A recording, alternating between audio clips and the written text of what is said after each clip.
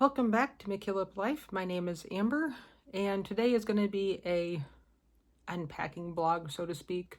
And I say so to speak because on this day it was a Monday, and we were back to some of our normal lifetime things.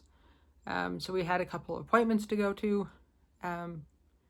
So it wasn't really a work day per se on the house because West was at work, and it was just up to whatever things I could do by myself.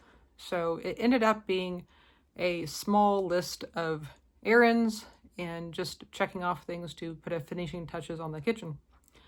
So the first thing I did was go to Home Goods and look for storage solutions. Well, actually, I went to Walmart first and looked for storage solutions for the dog cupboard and took a measuring tape and searched high and low and came back with these 3 little bins here in this picture.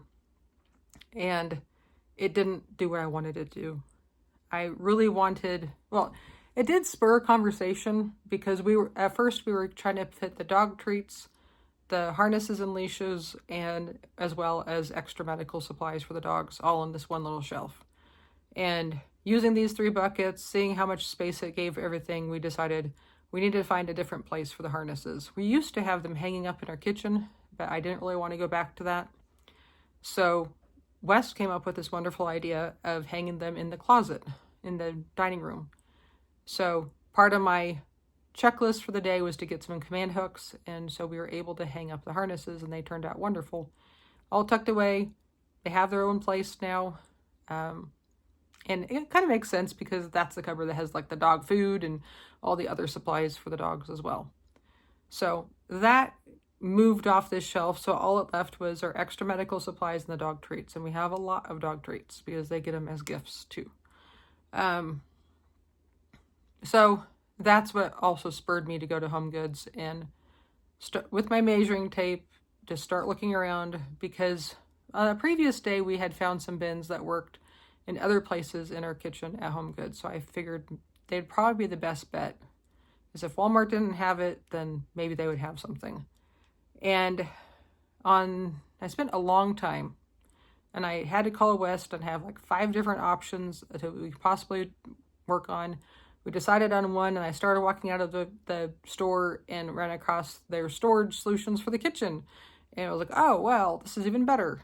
So it was a pretty long and exhausting session there. But I did walk out with 2 possible solutions for the cupboard and came home, tried them out, and this was the final solution. That little Tupperware container was just showing that it would fit, but in reality, when we set up the cupboard, we took off the lid because we didn't need the lid on it. I just needed a little container for the extra medical supplies. But this particular large bin maximized the space on that shelf. You know, you really couldn't get any bigger bin. It's a maximum space you can have, and it's chock full of dog treats. We need to get in a routine of giving our dogs treats more often so we can open and close that cupboard easier because it is overflowing. But that was satisfying to have a solution for that cupboard and have the harnesses put away. And like I said, I got some command hooks, and I went back to my old system of hanging my graters inside one of the kitchen cabinets. So that's done.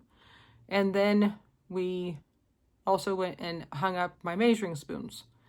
So that makes more space in my little kitchen gadget drawer where everything else lives. It is a little bit loud when you try to open the cupboard with the measuring spoons on it. It clangs a bit, but overall it's good. And the last finishing touch for the kitchen was finding our paper towel holder again and deciding where to mount that.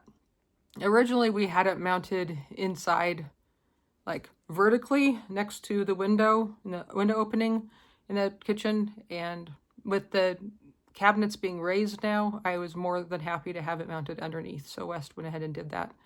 And that was very satisfying to get the paper towels off the counters.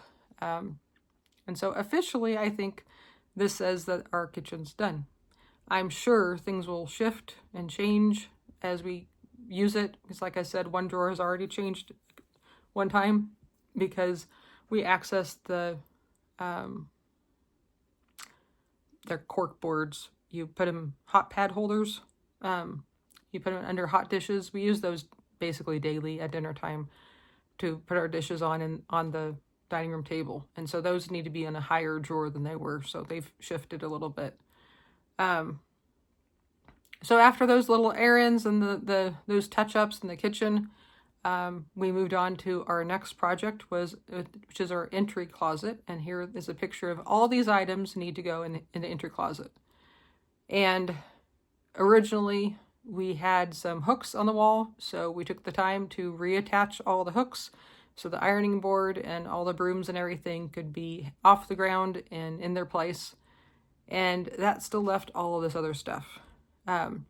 Obviously, the vacuum cleaner and carpet cleaner sit on the ground, and I have a screen that goes in there that sits against a wall, but everything else needed a home. And this is a project we've been talking about for years. West thinks maybe even 5 years.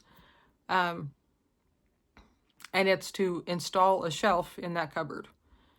And like I said, I've been wanting it for a long time, because before, all this stuff was on the ground and you had to trip over it, and it collected dust and dirt and dog hair, and I'd have to work through a maze of cords to get my iron out.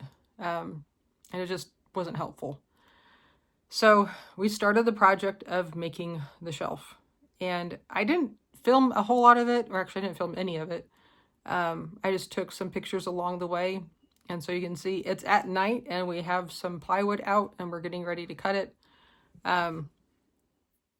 This was definitely West and I's first time ever doing this kind of project of putting a shelf in, especially in an odd space like this. This cupboard is like, one of the corners is like diagonal. So the first step that we did was, we're drowning in cardboard. So we pulled out some cardboard and tried making our shelf out of cardboard to see how it fit.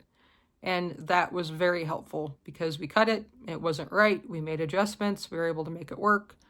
And then we were able to talk about, well, this doesn't go all the way back if we only use this one rectangle piece of material we have, but if we use this other one, that maybe we can actually fill the whole thing.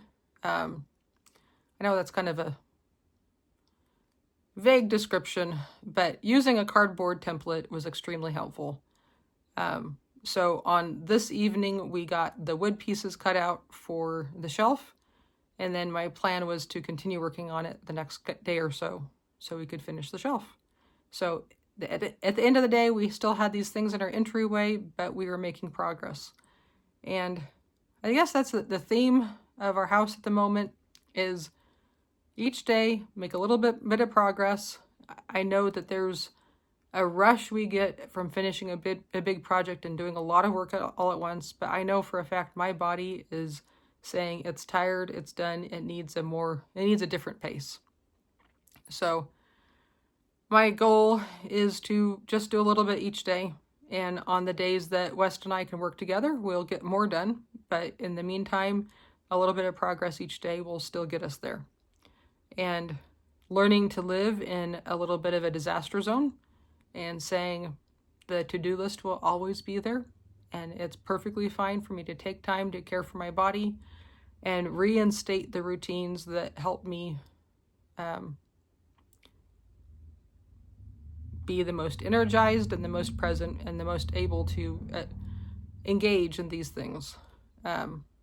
So I think the unpacking process during the week when West is working is definitely slowing down, because it's only a matter of the small projects I can work on by myself.